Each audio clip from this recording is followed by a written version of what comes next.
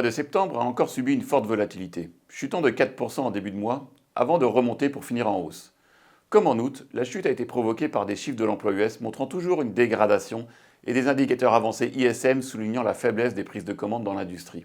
Le doute quant à l'atterrissage en douceur de l'économie américaine persiste.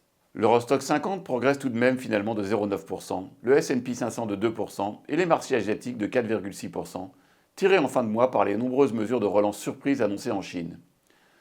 Notons que le marché chinois, très en retard jusqu'ici, a décollé de 23% sur le mois. Septembre a été marqué par une inflation qui poursuit sa baisse, chutant même à moins de 2% en zone euro, et par des chiffres économiques dans la lignée des mois précédents. En Europe, les indicateurs avancés peu rassurants font état d'un ralentissement après le rebond durant les Jeux Olympiques. La Banque Centrale Européenne a donc logiquement procédé à une deuxième baisse de taux de 0,25% après celle du mois de juin.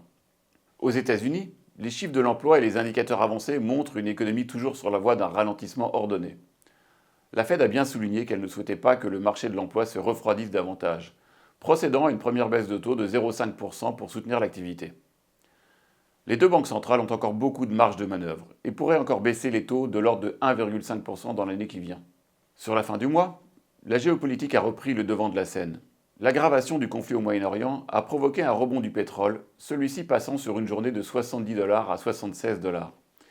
Le prix du pétrole demeure un élément clé dans les scénarios de consommation et d'inflation. Une envolée durable à 100 $ serait problématique. Pour 2025, les attentes de croissance de résultats des entreprises européennes et américaines à respectivement 10% et 15% paraissent élevées. Dans un contexte au mieux de croissance molle en Europe et de ralentissement aux États-Unis, ces prévisions paraissent à risque et pourraient contraindre la dynamique des marchés actions. Rappelons qu'au final, les marchés actions sont dépendants des résultats des entreprises, pas des taux d'intérêt, même si les deux sont liés.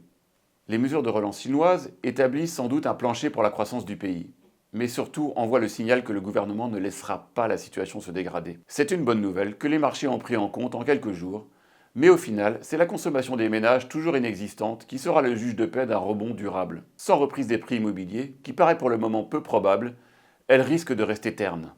La dynamique de baisse de l'inflation, de ralentissement économique ordonné et donc de baisse des taux d'intérêt sans dérapage des taux de défaut, demeure favorable au marché obligataire. La performance des 3 derniers mois, plus 3,3% pour les obligations européennes investment grade et plus 3,5% pour le haut rendement, a été très dynamique et la tendance devrait demeurer positive. Vous nous avez posé la question suivante. L'approche des élections américaines est-elle un risque ou une opportunité? Les élections présidentielles se tiendront le 5 novembre prochain. Historiquement, les marchés actions américains baissent légèrement pendant les 2 mois qui précèdent. L'issue du scrutin est aujourd'hui particulièrement indécise, les sondages donnant même le même nombre de grands électeurs à Kamala Harris et Donald Trump. À court terme, si Donald Trump l'emporte, cela devrait être interprété positivement pour la croissance économique, avec notamment les baisses d'impôts envisagées. En revanche, cela serait sans doute une mauvaise nouvelle pour les alliés historiques des États-Unis, qui perdraient une grande partie de leurs relations privilégiées. Une élection de Donald Trump renforcerait l'aspect valeur refuge des États-Unis et du dollar. En cas de victoire de Kamala Harris, les marchés financiers pourraient être plus indécis. Donald Trump risque de contester les résultats, semant la confusion pendant plusieurs semaines. Et le programme démocrate prévoit une redistribution des richesses et des investissements via des hausses d'impôts. Cela serait en revanche sans doute moins problématique pour la zone euro.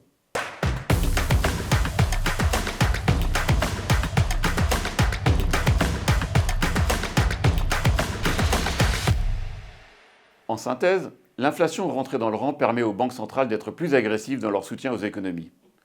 Les mesures annoncées en Chine sont une bonne nouvelle. Elles sont un plancher à défaut de vraiment relancer la consommation. À court terme, les catalyseurs sur les marchés actions ne sont pas évidents et donc nous demeurons relativement prudents. En revanche, la bonne tendance sur les obligations devrait permettre de continuer de bénéficier de rendements élevés avec une volatilité limitée.